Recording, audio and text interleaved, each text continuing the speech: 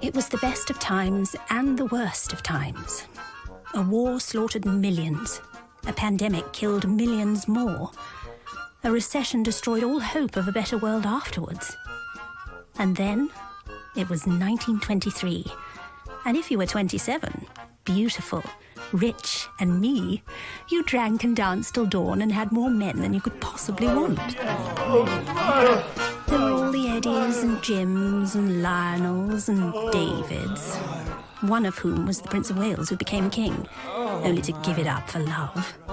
And what a bore he was. Terrible halitosis, I can tell you.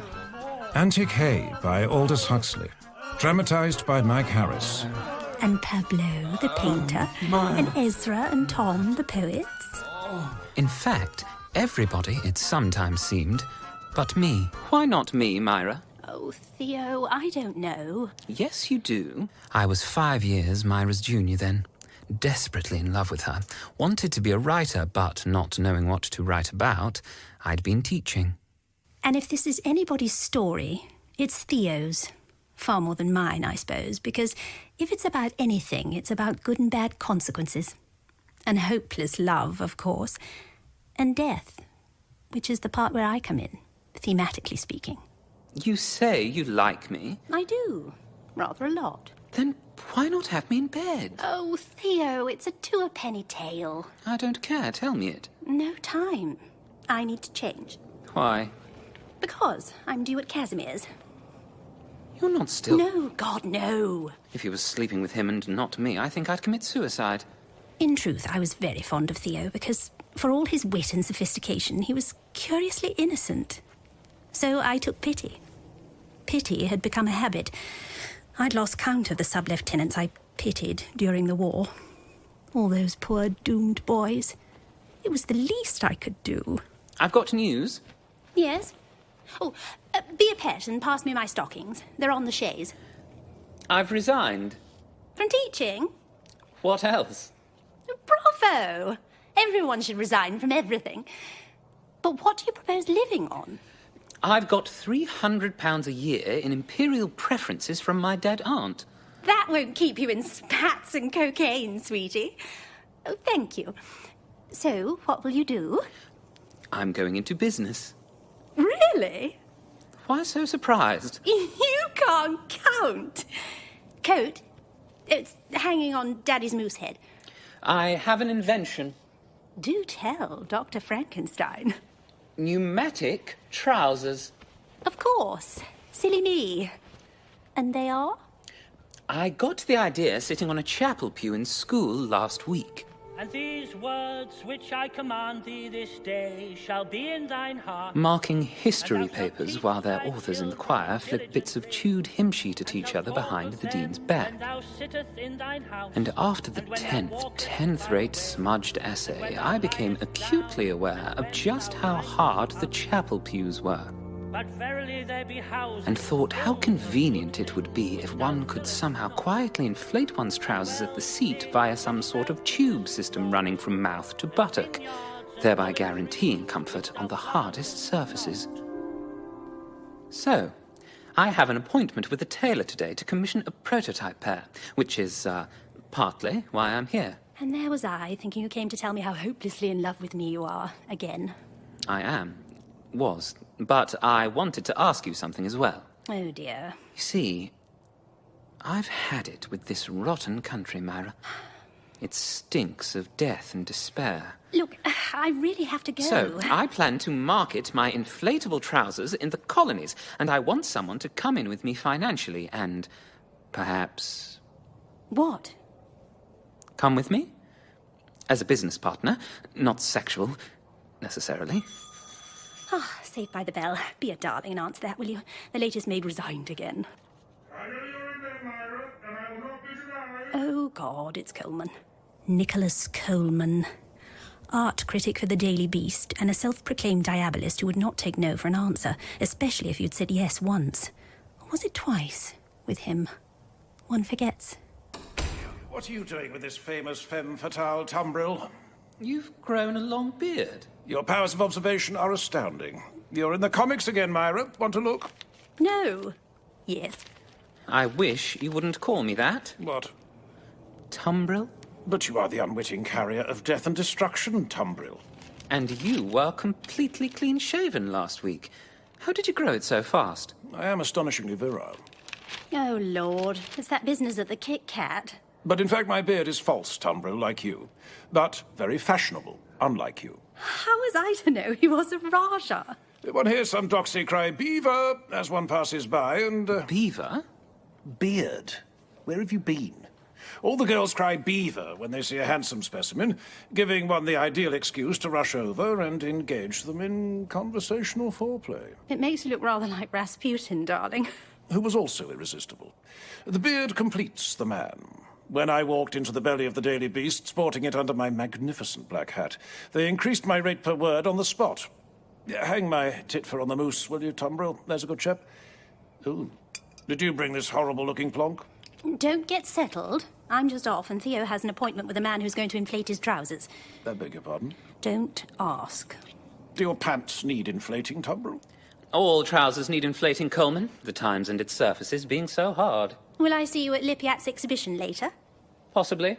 Well, you must come to the restaurant after. The little Italian on Old Compton Street with the delicious jazz band. Perhaps. Goodbye, Coleman. Goodbye, Tumbril. Don't inflate your trousers too much or you'll float away like a zeppelin. Thank God he's gone. Now, Myra, where were we? My bed on Monday, and I'd just thrown you out of it. Ah, but you didn't mean it. But I did. You said you liked it rough. When I want it, not when I don't. And I've got to be at Casimir Lippiat's studio to see my portrait before it goes in his exhibition. Why would you have that dauber when you could have me? I no longer want either of you, so please let go. And if I don't? I'll make you. And how would you do that, given the disproportion in size and strength? I'd stick this paper knife in your hand. No, you wouldn't, so... Blood and sand! Christ, that hurts! Bye. Wait! Why? I'm stuck to your coffee table. Bad luck. See you at the exhibition. Bring the coffee table with you if you have to. Oh! Oh, my God, what a woman. And so, while Myra made her way to Casimir Lippiat's studio, and Coleman attempted to remove his pinioned palm from the Louis XIV's occasional table she had stolen from her mother, the Duchess, I made speed to the Savile Row premises of Benjamin Beau Janus, gentleman's tailor extraordinaire. And do you intend wearing these inflating garments, sir? Of course. I'm calling them Gumbril's patented small clothes. Would you care to take shares? Owning shares would not go down well with the Central Committee of the Peckham Communist Party, comrade. Now, spread your legs a little so that I can... Thank you. Do communists allow Savile Row tailors? Oh, come the revolution, sir, it won't be his profession that gets a man shot. Oh, and what will? Words like towel. Towel? You make my point. Pronounce it like you and Mr. Coleman, and we'll have you up against the wall before you can say, and our brown cow. You know Coleman? Oh, he was in, buying a beard and a rather fetching broad-brimmed black hat. And he mentioned you as one who might benefit from both, sir.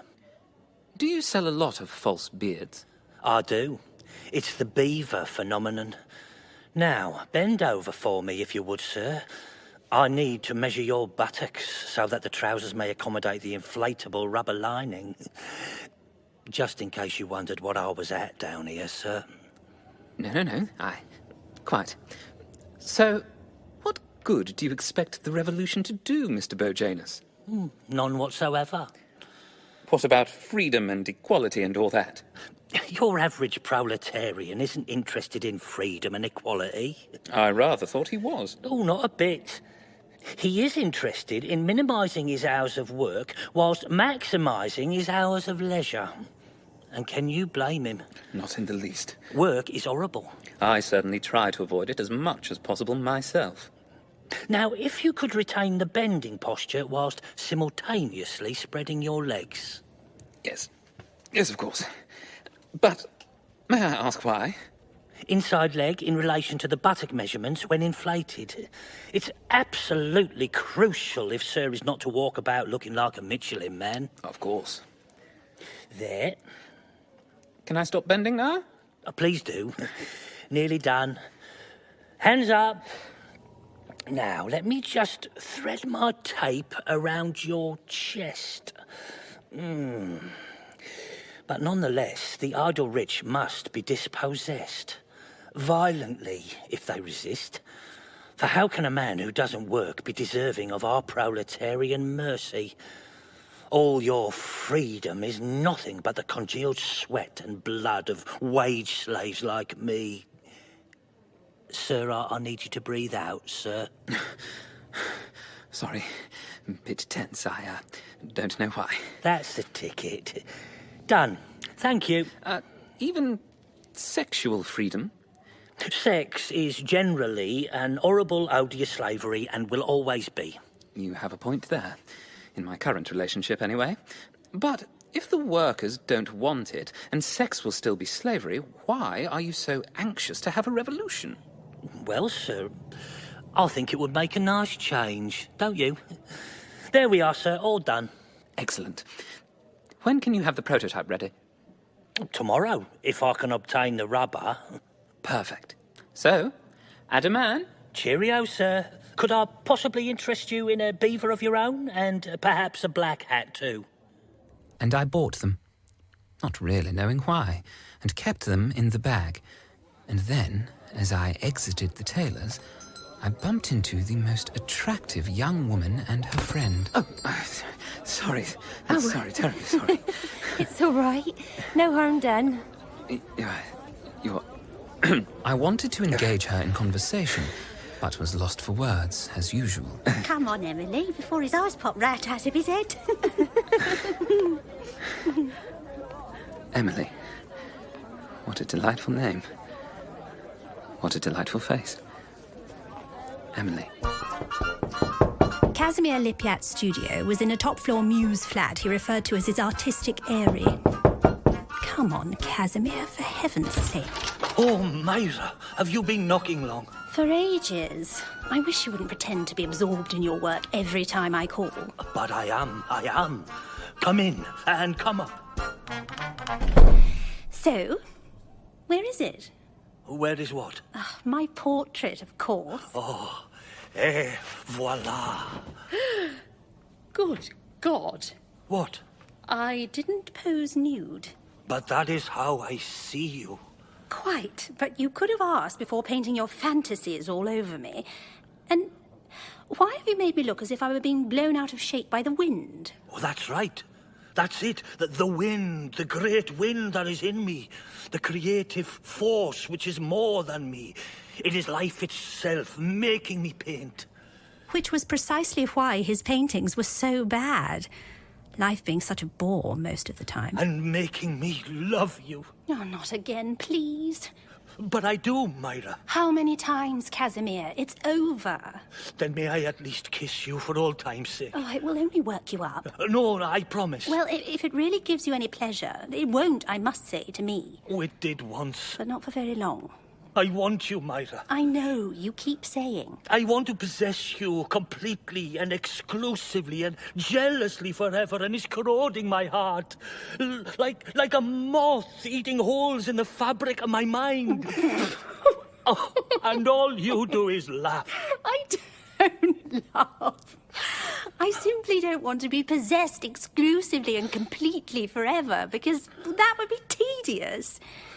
Now, hadn't you better pack this up and get it to the exhibition? If you insist. Is it my age? Oh, no, Casimir. I sometimes wonder how much longer I can go on fighting their indifference, for they pay less and less attention the more profound I get. Oh, nobody believes in me anymore, Myra. Oh, God. No, come on now. Some people believe in you. Actually, he was right. No one did. But what else could I say? Pity again. Pity made me bed him in the first place. Pity made me let him paint me. Do you believe in me, Myra? Yes, Casimir. And pity made me lie. Do you know what it is to love someone so much that you feel you could die of it? Yes, and one doesn't die of it. That's the problem. Oh, but I am in hell in any case. No, Casimir, you are in your nicely appointed muse studio. And... What now? No, stop that! No, leave the wall alone. Stop it. Stop it and I'll hold you. I'll kiss you. Just stop. Here. Come here.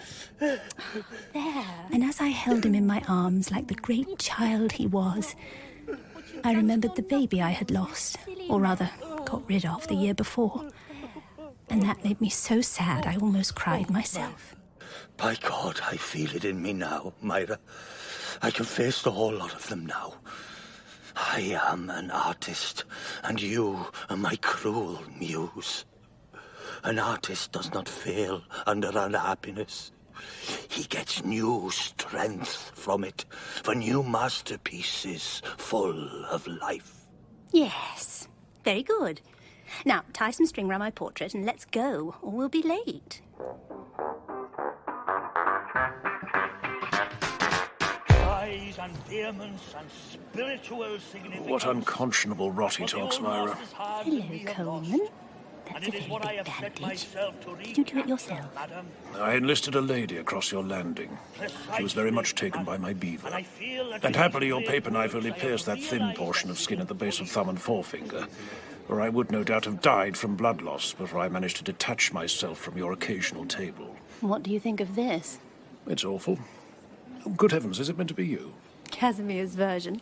Looks like an advert for vermouth, doesn't it? I mean, if I had clothes on. So many of Casimir's paintings remind me of adverts for popular beverages. Are you reviewing him? Of course. And what will you write? The truth. And you've just given me my line. Is that the catalogue? Yes. I'll assess the rest of the windy tap from that. Come on, I'm starving. Myra, sorry I'm late. We're just leaving, Theo. Coming. I've only just arrived. Gumbril, you came! And Coleman, too. Oh, Christ, he's seen us. Come on, Myra. Do come to the restaurant, Theo. I insist. I will. Gumbril, dear boy. Oh, dear. Oh, where are Myra and that toad, Coleman, going? To a restaurant. Are you going to join us later? Only because she will be there. I'd walk miles to avoid him. So, what do you think of my portrait? This? Of course, that. Is it? Yes. Is it Myra? Of course it's Myra. She didn't say you'd painted her nude. Ah, well, she wouldn't, would she? So what do you think? It's... remarkable. Oh, that's what everybody's saying. This is my breakthrough moment, Gumbril. I can feel it throbbing in my loins. When I walked into the restaurant, all eyes turned, as usual. Beauty is an iron mask. Everybody stares but can't see the victim trapped inside. And then it was yet more of the usual. Too much drink, too many men, too much talk. At last, all the believers assembled. Lippiat, the believer in his own infinite creativity. Tumbril, the believer in education. Not anymore. Well, I'm sure you'll find a new delusion soon. And Myra, what do you believe in? This martini, darling. All saying the same things. You know, when I look around this table, I realise just how spiritually alone I am. Over and over again. But I strive on, for I know I am right, and in the end you will all recognise the profound realities I portray. With the same variations. There is only one reality, Lippiat. And what is that, you pathetic antichrist? The flesh, in all its perversity. Isn't that right, Myra? Perversity is as overrated as beauty, darling. Especially your perversity. Terribly hard on the posterior. We were like those cartoon characters who run off the edge of cliffs and then keep on running. Legs whirring, not daring to look down because they know if they do, they will plummet into an immense void beneath them. Even Theo, imagining he could float above it in inflatable trousers. Speaking of posteriors, I must tell you about Gumbril's patented small clothes.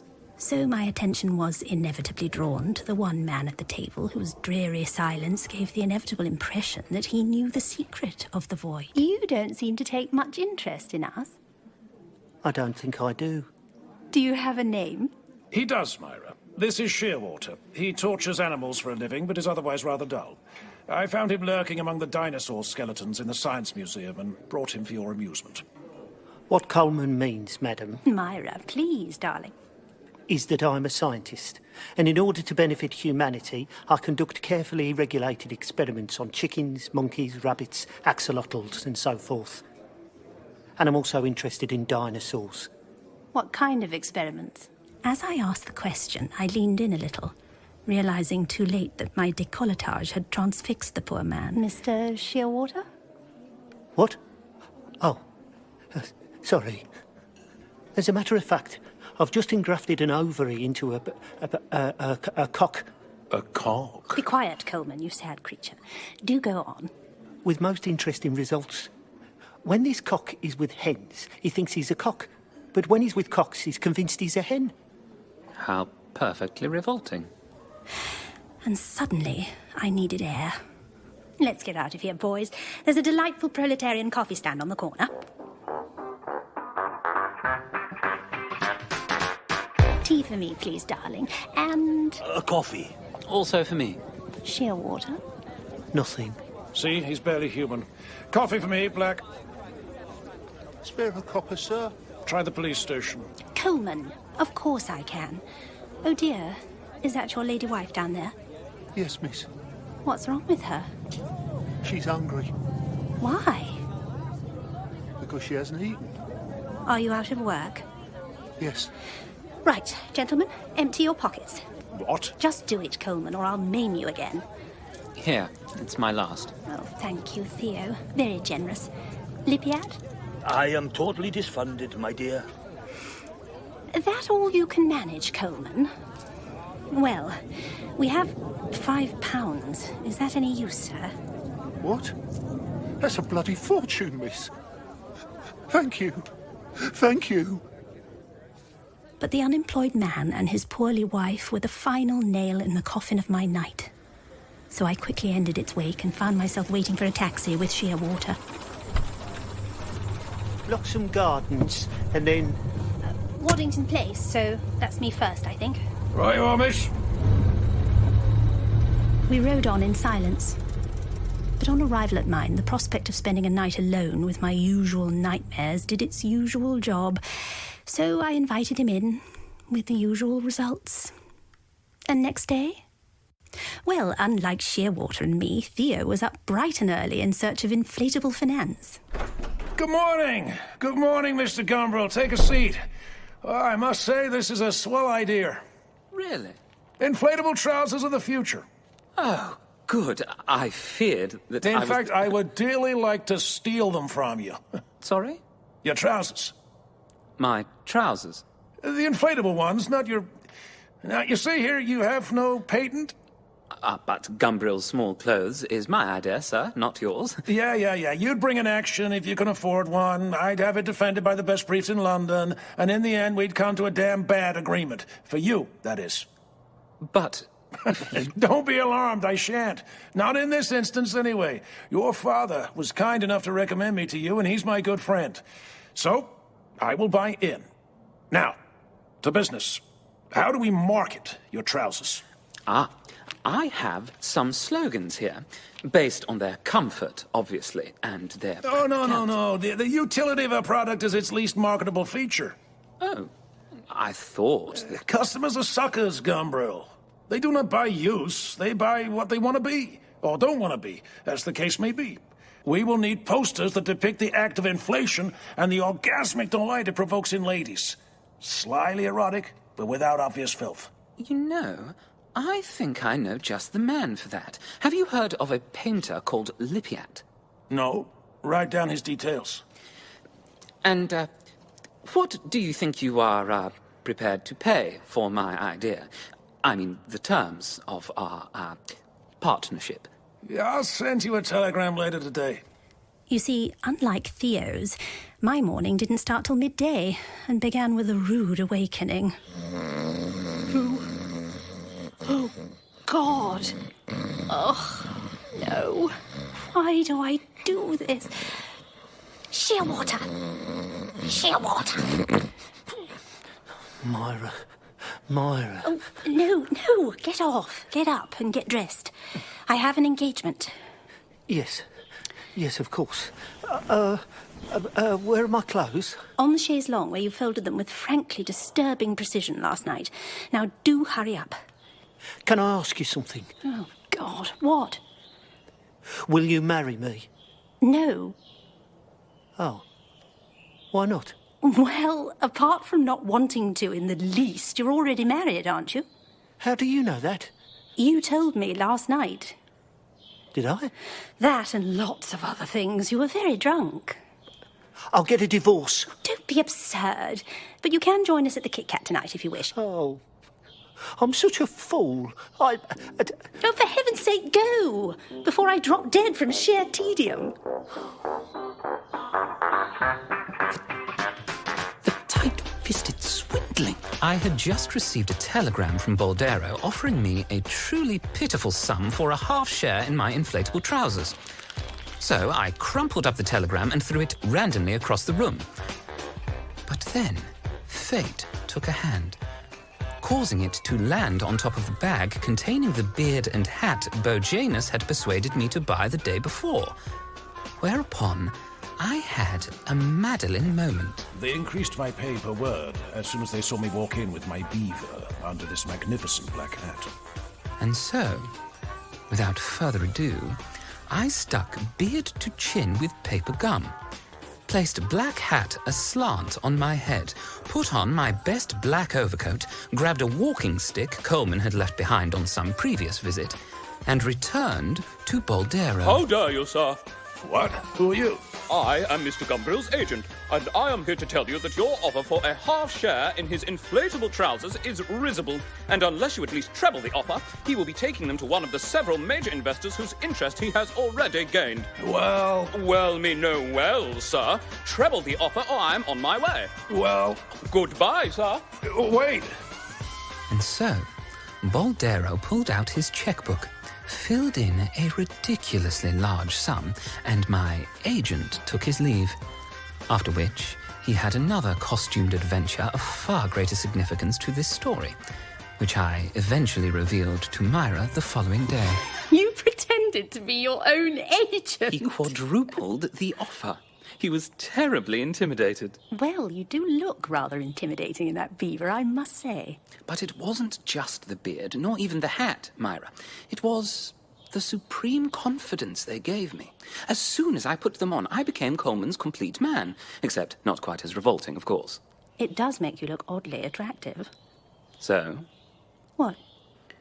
If I wore them all the time, would you... No, Theo. One Coleman is enough. Thought so. Ah, well, it worked with Emily. Emily? A young woman I have fallen in love with. Good Lord. Really? At first sight? Second.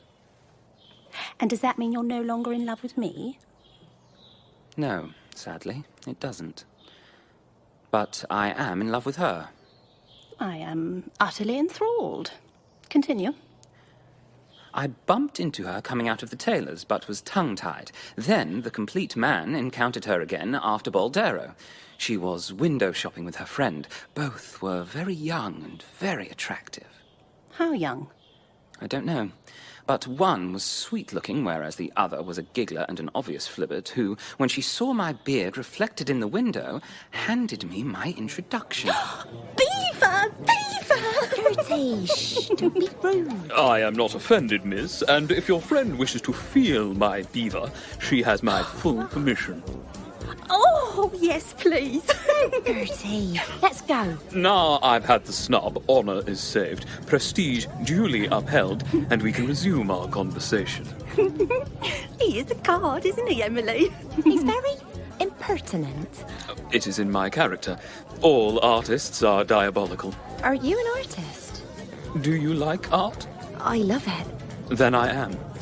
In fact, I was just about to go to the National Gallery to, research a painting, so why don't we go together? Not me, Tar.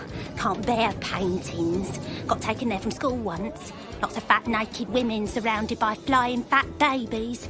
Or wooden cart standing still doing nothing in the middle of trees. Oh. Then, adieu, Emily? Not without Gertie. Come, Gertie. There is a cafe in the National with magnificent scones and cakes, and I am buying. Oh, well, if you put it that way. Just as long as I don't have to look at any paintings. Mr. What is it? And for a second, I was myself again, stuck for words in front of two young women I thought too attractive to be attracted by me. But then I saw a poster for the races. My name is Tote. Toto, I mean. Toto, the complete man. At your service. And then what happened? We went to the Gallery Café, and Emily and I got on famously, discussing Turner and Monet, 10 to the dozen. But Gertie was only pinned in place by a huge scone and a large slice of Madeira, and when she had finished those, she was ready for the off, demanding that Emily accompany her. And all felt lost until I was saved by the devil. Gumbril, is that you with these two beautiful ladies? Yes, it is, Coleman. I see you took my advice in the facial hair department. May I join you? If you must. Now, it must have been obvious to him that Emily was taken, so he concentrated his attentions on Gertie. My name is Coleman, Gertie. Nicholas Coleman. Nick to you. After the devil, except not so old. Are you twins? If we are twins, my dear, I am the evil one. Oh, you are a card. All of which suited me fine, so when he suggested Gertie go back with him to his flat, I encouraged it. Knowing what Coleman is like. He's all talk. No, he isn't, I assure you. And in any case, I was getting on famously with Emily, and Gertie was... Cramping your style? No wonder Coleman calls you Gumbril. I mean, really, Theo, that poor girl. How old did you say she was? I really don't know. Makeup is deceptive, but she could obviously look after herself. How do you know? Do you want to hear the rest or not? I'm afraid so. We walked in Regent's Park, and Emily asked me about me, and I asked her about her. Why is love's curiosity always so banal? I'm an orphan, actually. Oh, I'm sorry. Oh, I don't remember my mother. And my father died in the first wave of Spanish flu in France, so I went to live with my horrible auntie until one of Daddy's friends came back from the war and asked me to marry him. And I said yes to get away. But I didn't know what marriage meant, if you get my meaning. I think so. Or that he was badly shell-shocked. And in any case, I couldn't believe what he was trying to do on our wedding night, and I got hysterical and tried to push him off, and then he went crazy and beat me up so badly I was in hospital for weeks. Good God. He tried to visit, wanted to apologise, but I wouldn't see him. And why did you come to London? To get as far away from him as I could. I got a job in Brent making bombs. It made my skin go yellow for ages afterwards, but it was a well-paid job, so I could put money away to train as a nurse, and...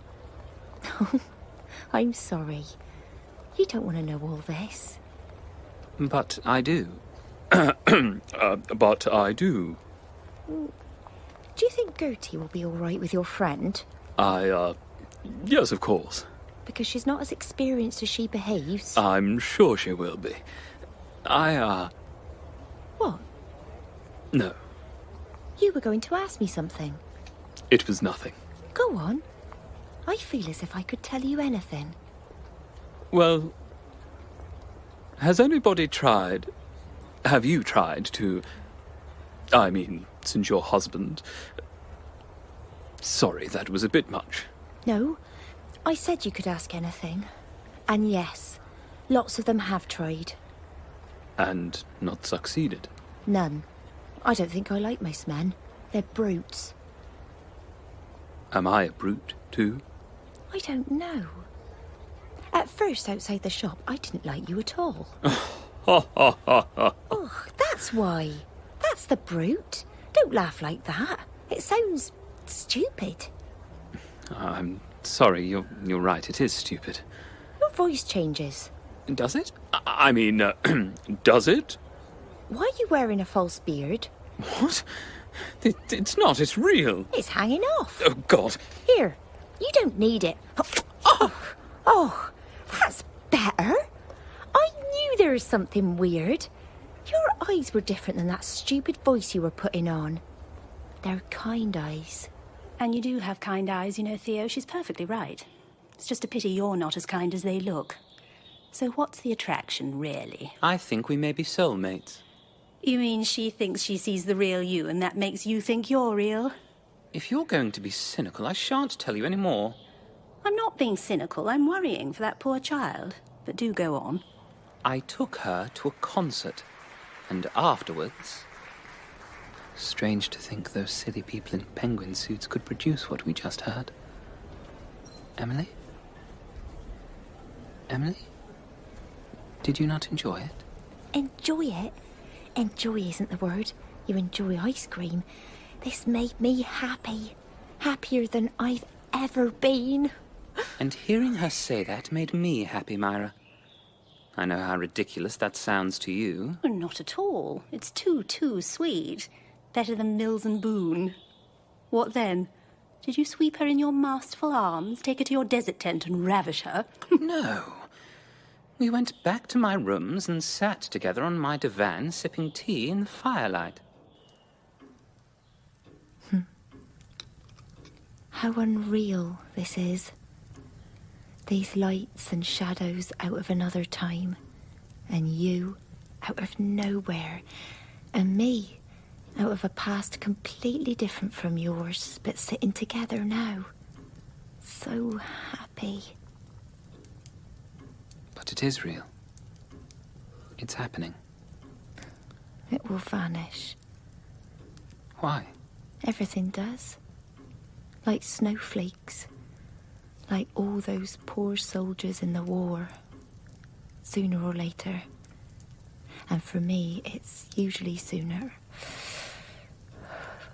You're cold. Let me hold you. Thank you. It needn't, you know. What? Vanish. Why not? We could make it permanent.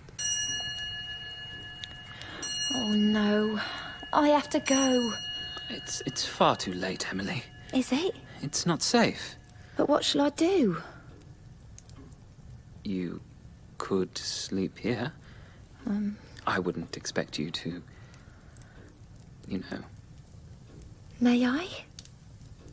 Would you allow me? I mean, without... you know. And so we spent the night together. In bed? In each other's arms, yes. But we simply slept. And talked. If we are permanent, as you say... We are. We will be. Can be. Then there must never be anybody else. Never the shadow of anybody else. Is there anybody else now, Theo? No. No one. And there never will be now I have you. Oh. Now that wasn't altogether true, was it? But it will be from now on. I'm mortified. No, you're not. Anyway, that was last night. Today, she's gone to stay in a country cottage lent to her by one of her nursing friends, but she's invited me to join her there tonight. Which leaves plenty of time for you to have lunch with me. Barely. It's a 3-hour train journey, and God knows how long by haycart or some such after that. I insist. No, really. Not another word, Theo. There's plenty of time. Come to Verney's with me, or I shall never, ever speak to you again. Myra, please. But he followed. For it is a truth universally acknowledged that, presented with a choice between a beautiful, feathered creature in one hand and a dull but virtuous bird in the bush, most men do not go hunting in the foliage. Now, what will you eat, Theo? Delish. You know, Myra, on second thoughts, I really must go. Don't start that again. There are always plenty of trains. And just now, I desperately need company, so be a good boy, stay, and drink. So I stayed. One drink led to another, one bar to another, one amusing but pointless conversation to another, and everywhere we went the world stared at her beauty and mistook me for her man, which puffed me up with pride.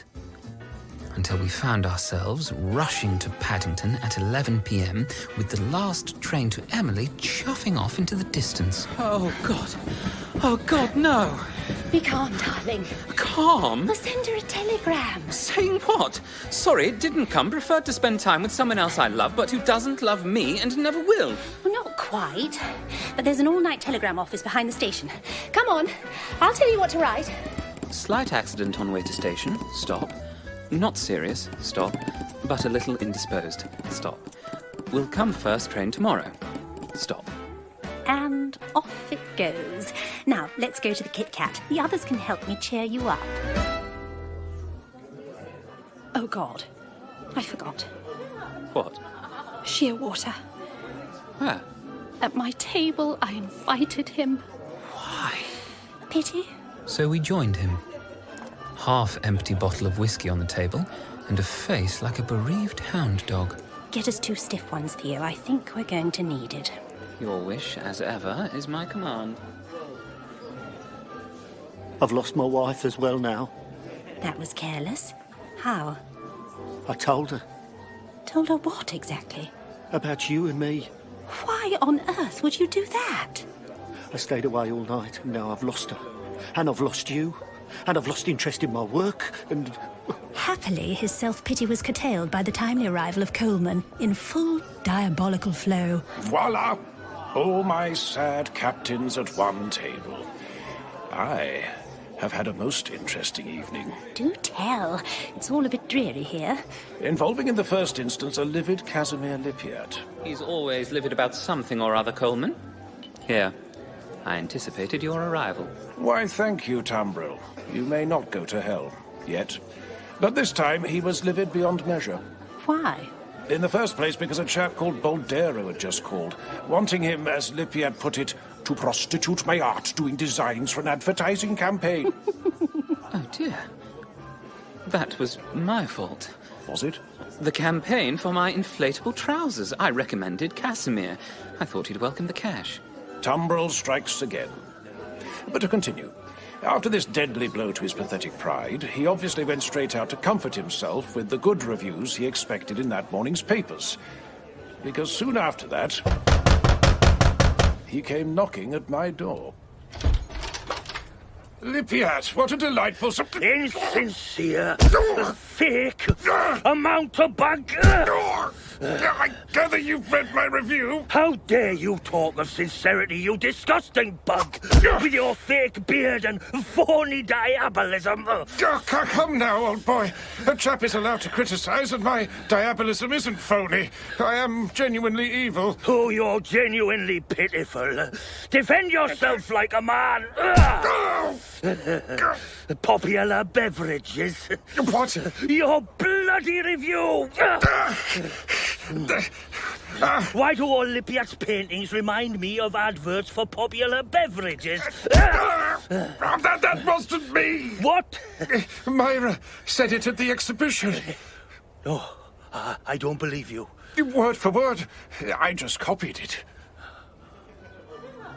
Did you have to tell him that, Coleman? He was going to kill me. But obviously didn't, more's the pity. And then he went slack, fell to his knees like a dropped puppet. And then, the second part of my evening came from the living room to see what the fuss was about. Why is that man on his knees, Nicholas? I'm not on my knees. I'm in my grave. It's over. It's all over. I thought my life was an epic, but it's not even a tragedy. It's a pathetic farce. Who was that? That, Gertie, was a man who has been crucifying himself on his own mediocrity for decades. Now, where were we, No, Why not? you've got blood on your beard and it's falling off, and that's really scary and strange, and I've changed my mind. Oh, no. That is not allowed. You have passed over the sticks. There is no turning back. I'm going. No, stay. Get off me! How could you not want to be made love to by a man with a bloody beard? I want to leave, Nick. Oh, no, my dear. For you are a woman. You have a mouth that knows how to taste and bite. You have eyelids that flutter. All the female stigmata. Please let me go. Oh, tears! Genuine tears! What an intoxication! Please, Nick, please. And then what did you do? Let us simply say that I had full enjoyment of a young woman whose physical attractions almost compensated me for her obvious lack of practice. You complete and utter bastard. I ought to... What? Punch you in the face. Oh, my dear Tumbril, don't be silly. Theo! Oh, God, that hurts.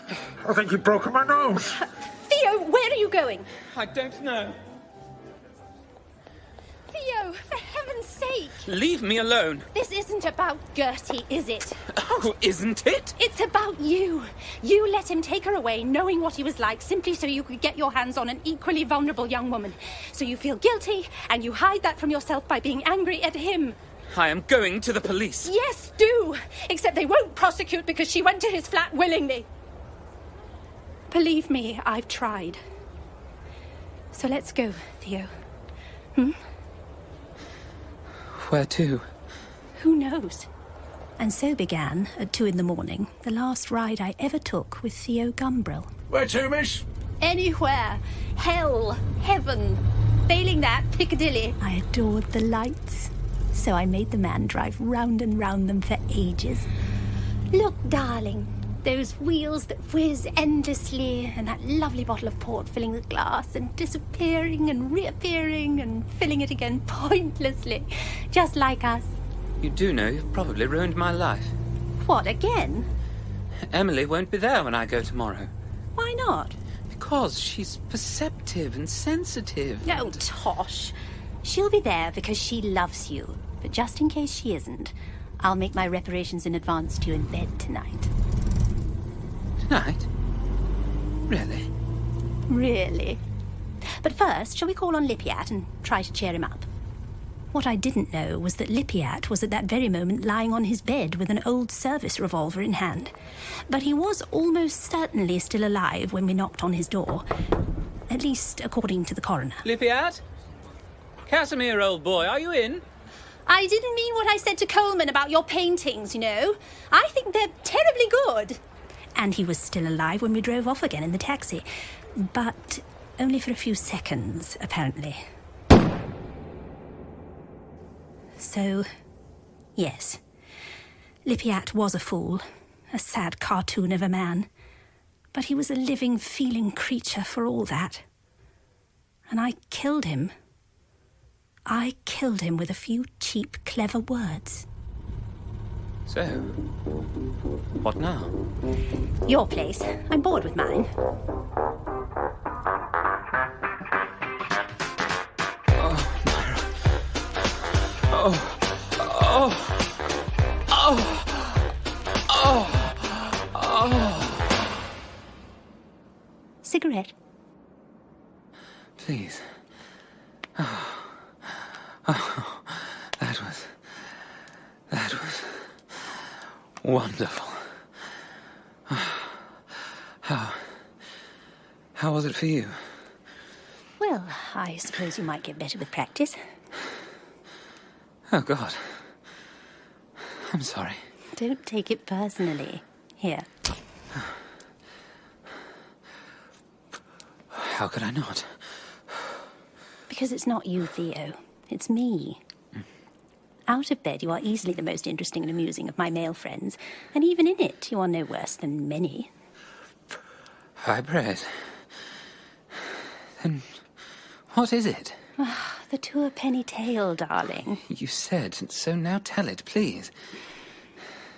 It might stop me being so unhappy about you and about Emily and... I doubt that, but if you really must know... I must. Then light me a cigarette. He was 19, and so was I. Tony Lamb. Clear blue eyes, Fair, bright hair. Oh, thank you. Skin white as milk and soft as a cushion. I knew him for what? 2 weeks? And the love-making was calfishly clumsy on both our parts. But I loved him so, so much, Theo. And? What do you think? He went back to France and was killed. Horribly. Horrible. Just like a dozen other boys I knew. None of them out of their teens. But he was different. I've never loved anyone since, darling. Least of all myself. See? Boring. That's awful, I'm sorry. My eyesight was poor, so... but I lost my older brother, and I understand what you must have felt. No, you don't. Now, shall we sleep? So we did. Or at least Theo did. I didn't, because I had to listen to him toss and turn and moan all night. How unreal this is. These lights and shadows, out of another time. And you, out of nowhere. And me, out of a past completely different from yours. But sitting together now. So happy. But it is real. It's happening. It will vanish. The way everything does. It's gone already. You killed it. No. Oh, God, no. What is it, Theo? Oh, look at the time. Why didn't you wake me? Which was a good question. Perhaps it was revenge for him keeping me awake. I've got to go. Where? To Emily, of course. Where are my socks? He still had one leg out of his trousers, hopping towards the door, when he spotted the telegram on the floor behind it. Oh, God. Oh, please, God. What does it say? Your telegram made me very unhappy. Stop. So obviously a lie. Stop. Wanted to give you everything. Stop. Don't come now. Stop. Leaving in the morning. She's gone and I don't have her address. What? Apart from this cottage. How stupid. Thank you, I know. Well, when did she go? It says she's leaving this morning. Well, then she's gone already. Not necessarily. Look at the time. Surely it's worth a try. No, it isn't, darling. Stay here and we can get some lunch and then maybe... Why are you trying to stop me again? I don't want you to be more unhappy than you are already. You want me to miss what little chance is left. Of what, darling? Of love. Of true love. Oh, don't be silly. I just don't want you to feel... Because you can't bear for me to get what you lost. Do you really think? Yes. You can't love me, you can't love anyone, so you don't want anyone else to. That's really unkind, Theo. Is it? Yes. Or is it that you just want my company for another day because you can't bear to be alone? Is it that trivial? Or was it the rejection I couldn't bear? The loss of power? Does anybody truly know why anybody does anything? So I'm going, Myra, and I won't be back, whether Emily has gone or not. Theo, wait! Goodbye, Myra. Make sure the door's locked when you leave. And that was the last time I saw him. So, I have no idea what really happened when he arrived at Emily's cottage. Had she gone? Emily? Emily, it's Theo. If you're still there, please let me in.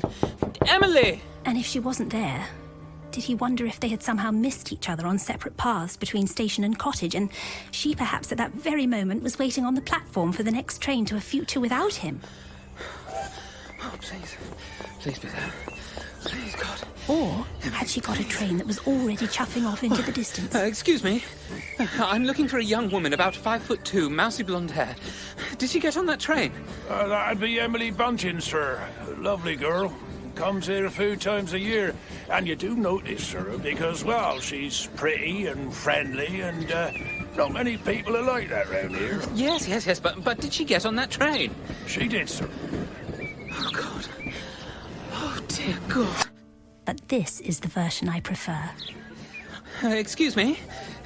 Did you notice a young woman getting on that train before? 5'2", mousy blonde hair. Sounds like Emily Bunting, sir. comes here a few times a year, and... Yes, but did she get on that train? No, sir. She just missed it. Where is she now? Just this second went into the buffet. Oh, thank God. Thank the Lord. And this is what I like to think happened next. A cup of tea and a slice of Madeira cake, please. Emily, I am so sorry. Oh, Theo. Oh, Theo. I got here as soon as I could. Please forgive me. I imagine them falling into each other's arms, kissing passionately, marrying, going off to the colonies with a trunk full of inflatable trousers, having 3 lovely children, and living happily ever after. But I don't know. And me? Well, I didn't remain 27 and beautiful, nor did I stay rich, nor did I marry. But I did some things that might surprise you, and I certainly did my very best not to ruin any more lives just because I thought mine had been ruined when I was 19. But that's another story. And this one, it's over.